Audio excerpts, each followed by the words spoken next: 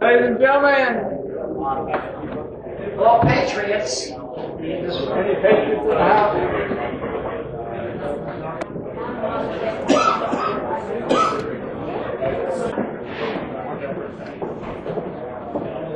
So thus far, we've been pretty much defining the problem. I'm an engineer undergraduate, former life. And in engineering terms, the solution is only as good as the definition of the problem, right? So I think we'll skip through it very quickly, though, because there's some overlap. But Hank, we want to encourage all of you, if you're not already on our mailing list, please join. What we do is whenever we have something to say, we put it on our website, and we send it to our full mailing list, which is very large. It takes 7 or 8 or 9 hours to get an email out to everybody.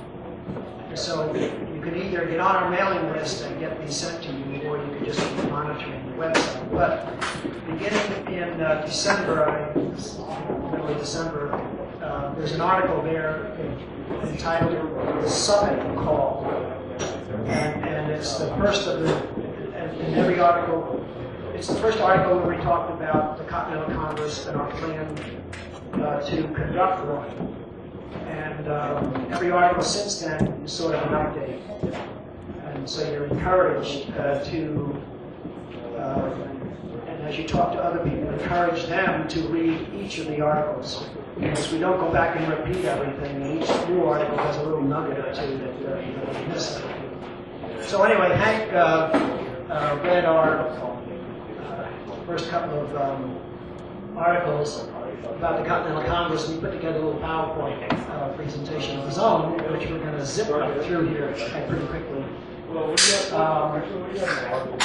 Signers of the Declaration of Independence recognize that individual liberties are endowed by the nature's God and creator. They move to end government violations of those liberties, while governments derive their just powers from the consent of the people. These are essential principles underlying our system of governance. The Declaration embodies high-order principles of Republican government, small r, not the party, the philosophy. Virginia delegates to the Constitutional Convention in 1787 commented, the general object was to provide a cure for the evils under which the United States labored. That in tracing these evils to their origin, every man had found it in turbulence and follies of democracy. We are not a democracy. When Jefferson was given the task of drafting the Declaration of Independence, he had ordered all the world-famous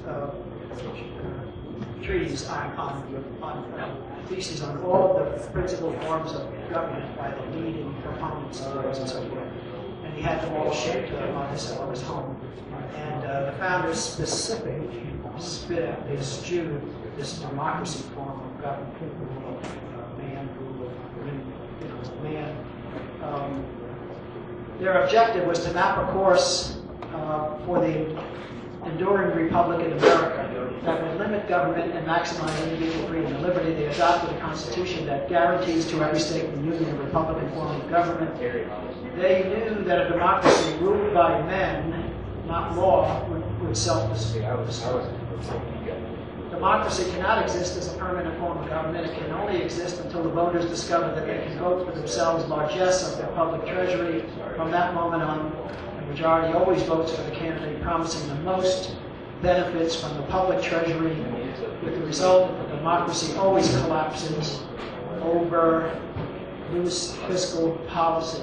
That's a quote that we obtained from a very wonderful booklet authored by Ben LaRosa from San Antonio. He's here with us today.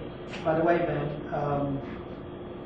someone pointed out that they've been checking all of the quotes and could not find or verify that quote. So maybe you can talk to me a little bit later so I can know how to respond to the fellow I got that email from. Okay, between a balanced republic and a democracy, the difference is like that between order and chaos. That from John Marshall, the early Chief Justice of the United States Supreme Court. Remember, democracy never lasts long. It soon wastes, exhausts, and murders itself. There never was a democracy that did not commit suicide. Those are the words of John Adams. At no time and no place in solemn convention assembled through no chosen agents had the American people officially proclaimed the United States to be a democracy. The Constitution did not contain the word or any word lending countenance to it. Charles Austin, historian. So in other words, you find the word Republican form of government in the Constitution, but nowhere do you find this word democracy. Founders gave clear expression to the blessings of a Republican form of government. You have rights antecedent to all earthly governments, rights that cannot be repealed or restrained by human laws, rights derived from the great legislator of the universe. Again, John Adams. So, in other words, to jettison the Constitution, which is what's happening. Your government, people in government, are clearly jettisoning the Constitution. They're doing whatever they want to do, regardless of what the Constitution authorizes. So to jettison the Constitution, though, is to save the Republic. The Constitution has been abandoned by Americans' elected and appointed officials. Since 1995, as we pointed out, each new Congress and President has arrogantly refused to respond to repeated petitions for a remedy to these grievances. They have answered the people's petitions with repeated injuries, playing both to the mob and to those who feed at the public financial trough. That's who they're playing to. They're not playing to the Constitution. They're not playing to your individual rights. America has transitioned from a republic to a democracy, even while the Constitution of the United States sits in plain sight. For far too long, the people have endured escalating attacks upon the rule of law and the Constitution. Its precious but fragile guarantees of individual rights, freedoms, liberty, and justice have been compromised, ironically, by the very public servants empowered and sworn to preserve and protect them. The Constitution doesn't defend itself, it just sits there. That's our job. Who else? We don't. Who's going to do it? I think those in government are going to? I think corporate America is going to? It's up to us. So there's a long train of abuses, as we've discussed. Okay, the invasion of Iraq was unconstitutional. The Federal Reserve System is unconstitutional. Treasury and debt bailouts are unconstitutional. The North American Union is unconstitutional. The Patriot Act is developing a police state, which is unconstitutional. Direct unapportioned tax on labor is unconstitutional. We don't have gun control laws. The absence of a well-regulated state commission. Failure to faithfully execute the immigration laws, as we discussed, and there's natural born citizen laws. It's unconstitutional for the government to conduct elections that do not rely on paper ballots that are hand-marked and hand-counted with results announced and posted at each polling place. This is key. They count votes in secret today. When the machine counts your votes, it's counting it in secret. That's unconstitutional. We are guaranteed the right to not only vote, but to know that our votes are being accurately counted. The only way to do that is hand ballots, paper ballots, hand marked, hand counted, where they then announce the results in each polling place at the end of the day. It is unconstitutional for Mr. Obama to assume the office of President of the United States, no matter the number of people who have voted for him.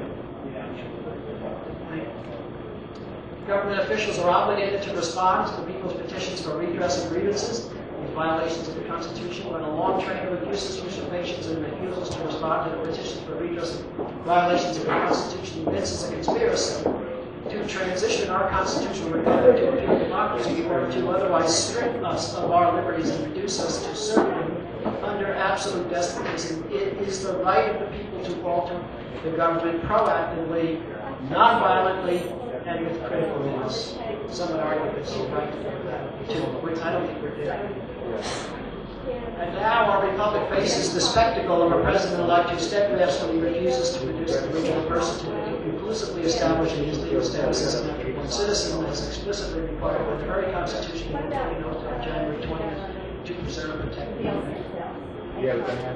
So the questions to be answered. Should the people begin a process of withdrawing their resources from those federally elected and appointed officials who have usurped the power of the people until their constitutional grievances are addressed and the Constitution is restored? Second, should the people immediately submit to their governor and state legislators model statutes for the re-establishment or revitalization of the constitutionally mandated well-regulated state commissions?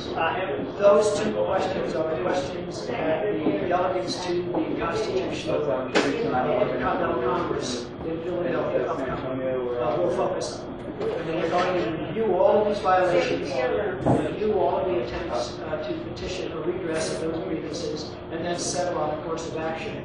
But these are the two questions. It was up to me, it won't be, but it's 150 delegates.